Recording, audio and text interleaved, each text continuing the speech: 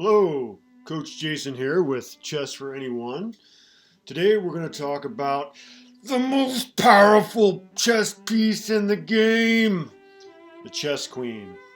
There's actually a chess queen between those as well. So we're going to talk about where the queen starts out, how she moves, the capture she does, and then we're going to look at some tactics with the queen as well. And these tactics are going to be pretty intense because the queen is spectacular. So here we have the queens in their starting position. So this queens start on their own color. On the D file we have the white queen and the black queen here. So dark queen, dark color, light queen, light color.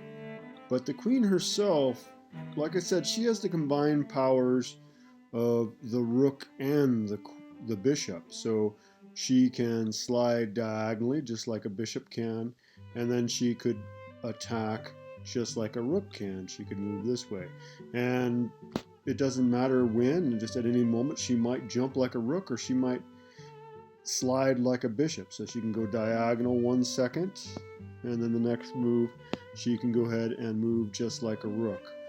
Makes her a very powerful piece, extremely dangerous, and she is both feared and revered on the chessboard. So we're going to go ahead and jump right into a fork here in order to kind of show how the queen captured. So it's black to move here, and we can actually attack two pieces at the same time. A fork, and we're studying the queen here, so we're looking for a queen move that attacks two pieces at once. You can pause your video if you want to think about it. But we should always be looking for checking moves. If you've been in my classes, you know that I'm always harping on that. You always consider every check. The checking move here also attacks the unprotected piece. So there's a loose bishop here. It's undefended. So we can actually go ahead and check the king and attack that undefended bishop. They got to defend the king, and we get a free bishop out of the deal.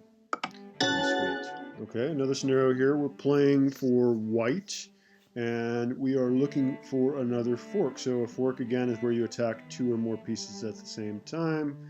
White to move, so you can go ahead and pause your video and think about it if you like.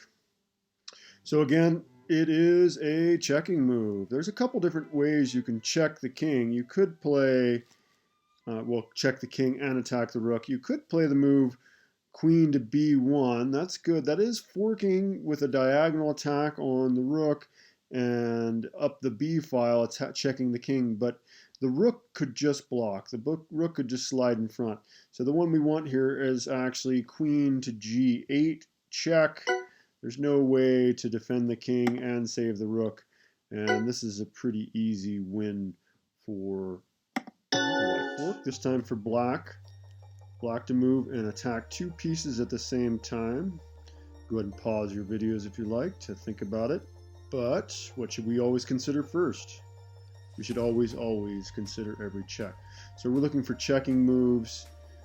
I only see one checking move, and guess what? There's also a loose piece. So if you see checking moves, you see loose pieces, your spidey sensors should get going. You start thinking, there must be something there. There might be something out there. It doesn't necessarily have to be, but we can go ahead and play queen to g5 here, checking the king and attacking this undefended bishop at the same time, and we're going to go ahead and win a free piece there.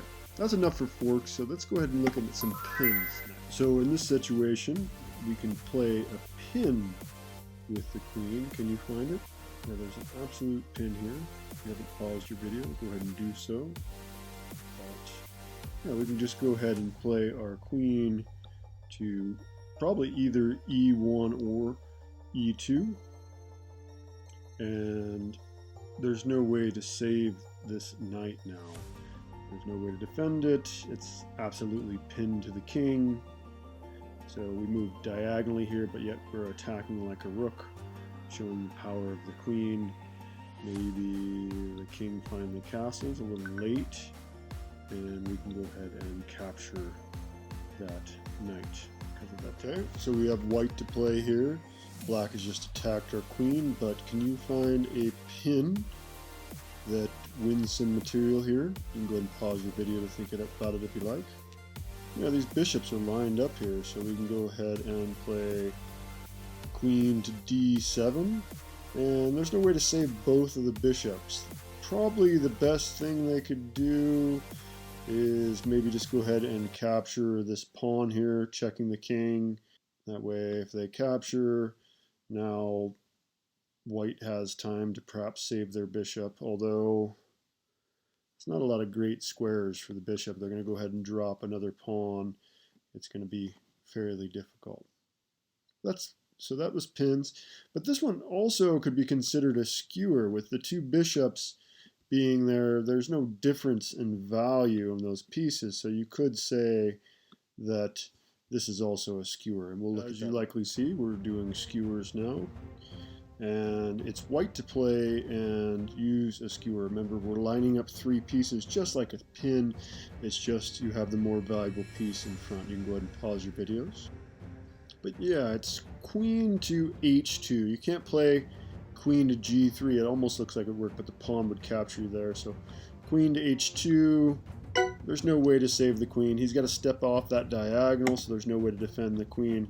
And this is a pretty easily won game. You've obviously got to stop those pawns, but with the power of a queen, it should not be too difficult. Skewer, this for white. Can you find it? Go ahead and pause your video. And this one lines up the king and the queen yet again. King's got to move off that diagonal, and we get to capture the queen. And our final skewer tactic here. This is white to play and skewer black. Can you find it? Pause your video. But yeah, queen to g4 lines the king and queen up, so the slide like a bishop, and the finishing move like a rook. Queen is a formidable piece. This completes our video on the most powerful piece in chess, the chess queen. If you found this video informative, please subscribe and hit that notification bell. I'll be posting at least 2 chess videos every week. Thanks for watching, and have a good night.